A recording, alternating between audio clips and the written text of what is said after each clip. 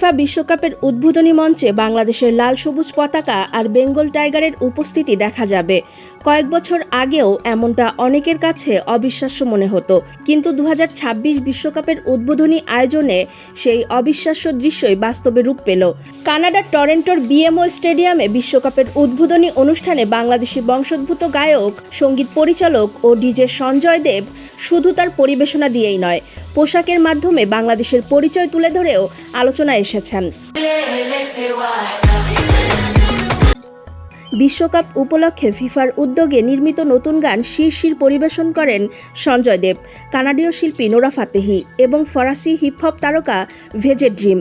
তবে গানের তালে মুগ্ধতার পাশাপাশি বাংলাদেশের দর্শকদের চোখ বারবার আটকে যাচ্ছিল সঞ্জয়ের পোশাকে। তার জ্যাকেটের স্লিভ জুড়ে ফুটে উঠেছিল সুন্দরবনের বেঙ্গল টাইগারের নকশা, জাতীয় ফুল শাপলা এবং বাংলাদেশের লাল সবুজ পতাকার অনুষঙ্গ।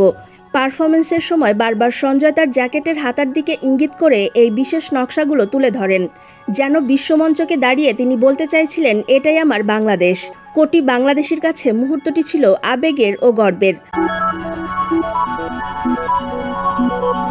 সঞ্জয় দেবের শিকড় বাংলাদেশের সিলেট অঞ্চলে। তার জন্ম মৌলভীবাজারের শ্রীমঙ্গলে। বাবা সন্তোষ দেব এবং মা মিতা দেবের সঙ্গে প্রায় 2 যুগ আগে তিনি যুক্তরাষ্ট্রে পাড়ি জমান। সেখানেই সঙ্গীত চর্চার মধ্য দিয়ে নিজেকে তৈরি করেছেন। দীর্ঘ পরিশ্রম এবং প্রতিভার স্বীকৃতি হিসেবে এবার জায়গা করে নিয়েছেন বিশ্বের সবচেয়ে বড় ক্রীড়া আসর বিশ্বকাপের উদ্বোধনী মঞ্চে। বিশ্বকাপের মতো এত বড় অনুষ্ঠানে অংশ নিতে পারাটাই যে কোনো শিল্পীর জন্য গর্বের, হয়ে ওঠে অনন্য অর্জন। কিন্তু সঞ্জয় সেই অর্জনকে আরও অর্থবহ করে তুলেছে নিজের পোশাকে, বাংলাদেশকে তুলে ধরে। যুক্তরাষ্ট্রে বেড়ে ওঠা একজন শিল্পী হয়েও তিনি যে জন্মভূমিকে হৃদয় ধারণ করেন, তারই প্রতিফলন দেখা গেছে এই পরিবেশনায়।